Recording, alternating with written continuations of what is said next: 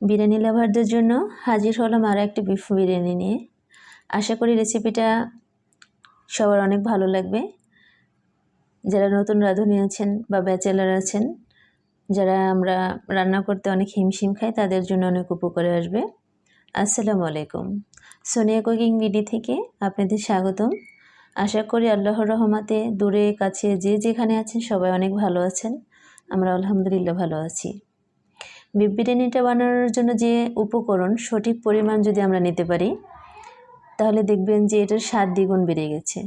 বড় বড় যে রেস্টুরেন্টে আমরা বিফ তেহারি বা বিরিয়ানি খাই, সেটার মতোই আপনারা স্বাদ পাচ্ছেন। আশা করি ভিডিওটির সাথে থাকবেন। কিভাবে আমরা বিফ বিরিয়ানিটা তৈরি করব চলুন দেখে আসি। এখানে আমরা গরুর মাংস নিয়েছি 1.5 কিলো পরিমাণ, মানে 1.5 কেজি। মাংসটা অনেক সুন্দর ছিল। এখানে আদা রসুন বাটা 1.5 চামচ 3 চামচ দিয়ে দিচ্ছি। 1.5 চামচ আদা বাটা, 1.5 চামচ রসুন বাটা। এখানে বাটা মশলাটা আমরা তারপরে এখানে পেঁয়াজ বাটা দিলাম 1 চামচ পরিমাণ। তারপরে ধনিয়া গুঁড়া, জিরের গুঁড়া, লবণ দিয়ে দিলাম স্বাদ মতো। এখানে হাফ কাপ পরিমাণ টক দই দিয়ে দিলাম।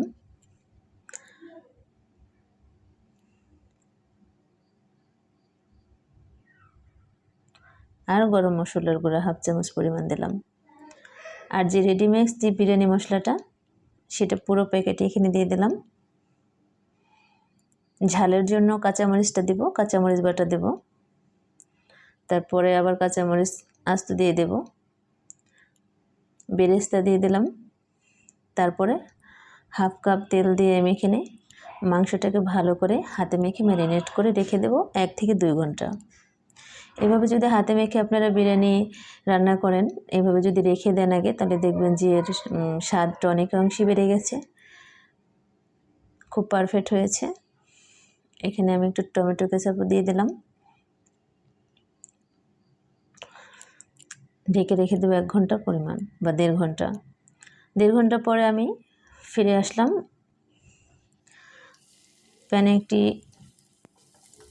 কড়াইতে প্যান নিয়ে সেখানে আমি আর কিছু পরিমাণ তেল দিয়ে পেঁয়াজ একটু বেরেস্তা করে, তারপরে যে ম্যারিনেট করা মাংসটা সেটা এখানে আমি দিয়ে দেব। যে জয়ফল জয়ত্রী বাটা আর বাদাম বাটাটা, এটা আমি এখন দেব। এটা হাতে মাখিয়ে রাখিনি, আমি এখন অ্যাড করে দেব। 3 চামচ পরিমাণ বাদাম বাটা দিয়েছি, যে কোনো বাদামই আপনারা এখানে দিতে পারেন। আর জয়ফল জয়ত্রী বাটা দিয়েছি আপনার 1/2 চামচ পরিমাণ। এটা দিয়ে ভালো করে নেড়েচেড়ে আমরা মাংসটাকে কষিয়ে নেব। 1 চামচ চিনি দিয়ে দিলাম, কারণ যেহেতু টক দই দিয়েছি, ব্যালেন্সটা ঠিক রাখার জন্য। ঢাকনা দিয়ে ঢেকে আমরা মাংসটাকে সিদ্ধ করে নেব। সে মাঝখানে আমি চালটাকে একটু ধুয়ে নিলাম। 1 কেজি পোলাওর চাল নিলাম, চিনি গুঁড়া যে চাষি চালটা, সেটা ধুয়ে আমি 20 মিনিট ভিজিয়ে তারপরে ঝরিয়ে রেখেছি পানিটা।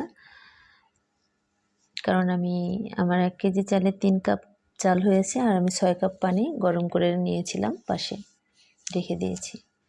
এখানে মাংসটা আমি আর একটু কাঁচামরিচ দিয়ে দেব। তারপরে 1 কাপ লিকুইড দুধ দিয়ে মাংসটাকে আবার একটু নেড়েচেড়ে ঢাকনা দিয়ে কিছুক্ষণ রান্না করে নেব।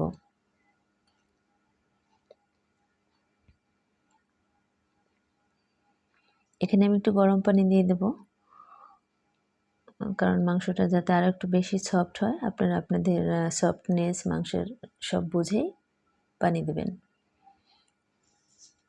ঢাকনা দিয়ে আমি আরও কিছুক্ষণ রান্না করে নেব। দেখেন মাংসটা আমার প্রায় হয়ে এসেছে, মানে উপরে তেল চলে আসছে, মানে মাংসটা আমার রেডি হয়ে গেছে। মাংসটাকে আমি উঠিয়ে নেব। তারপরে ওই পাত্রটা একটু ধুয়ে তারপর ওই পাত্রে আমি চালটা যে ঝরিয়ে রেখেছিলাম সেই চালটাকে ভেজে নেব। মাংসটা দেখুন কত সফট হয়েছে। এখানে আমি 3 চামচ পরিমাণ ঘি নিয়ে চালটাকে ভালো করে ভেজে নেব। আসলে চালটা একটু ভালো করে ভাজলে যে বিরিয়ানিটা একটু ঝরঝরা হবে। আমরা কিভাবে বুঝবো যে চাল ভাজা হয়েছে? দেখবেন যে পাতিল থেকে সরে সরে গেছে, একটু ঝনঝন শব্দ হচ্ছে, তখন মনে করব যে চালটা ভাজা হয়ে গেছে। তারপর যে গরম করে পানি রেখেছিলাম সে পানিটা আমি ফুলটুকে দিয়ে দিলাম। 6 কাপ পানি, কিছু লবণ দিয়ে দেবো এখানে, দিয়ে পানিটা বলক আসলে তারপরেই আমি মাংসটা দিয়ে দেব, তাতে মাংসটা আরও একটু সফট হয়ে যাবে। আমি এখানে একটু কেওড়া জল কিশমিশ দিয়ে দিলাম, একটু কেওড়া জল দিয়ে দেবো, কারণ বিরিয়ানির জন্য কেওড়া জলটা একটু মাস্ট দিতেই হবে। তারপরে এখানে বিরিয়ানির যে সেন্ট আছে সেটাও আপনারা দিতে পারেন, তাতে রেস্টুরেন্টের মতো একটা ঘ্রাণ আসবে। আমি এখানে মিডিয়াম লো হিটে ছিল চুলাটা, মানে মিডিয়াম হিটেই আর কি, বেশি হাই হিটে ছিল না। তাই আমি একটু ঢাকনা দিয়ে ঢেকে একটু পানি মানে টেনে টানা পর্যন্ত একটু রান্না করে নেব। তারপরে যখন দেখব যে পানিটা একটু টেনে আসছে, তখন আমি একটু কাঁচামরিচ দিয়ে তারপরে চুলাটা একেবারে লো হিটে দিয়ে 10 থেকে 15 মিনিট দমে দিয়ে রাখবো। চুলাটা এইভাবে রাখবেন একেবারে লো হিটে, আর যাদের এতবারে লো হিট না হয় তারা একটু তাওয়ার উপর রাখতে পারেন। আমি এখানে কিছু বেরেস্তা দিয়ে আবার একটু নেড়ে চেড়ে ঢাকনা দিয়ে ঢেকে রাখবো। এভাবে যদি আমরা উল্টে পাল্টে একটু রান্না করে নিই, দেখবেন যে পোলাওটা অনেক ঝরঝর হয়েছে এবং অনেক সফট হয়েছে।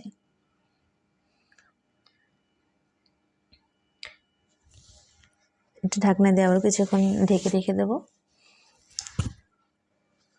তারপরে একটু ঘি ছড়িয়ে বেরেস্তা দিয়ে আমি আরও কিছুক্ষণ ঢেকে দেবো।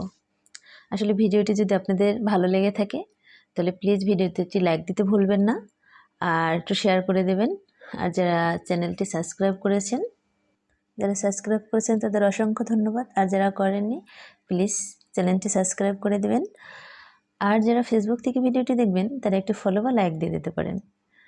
আসলে বিরিয়ানিটা অনেক মজা হয়েছে, দেখতে অনেক লোভনীয় হয়েছে, স্বাদটাও অনেকাংশে রেস্টুরেন্টের মতো হয়েছে।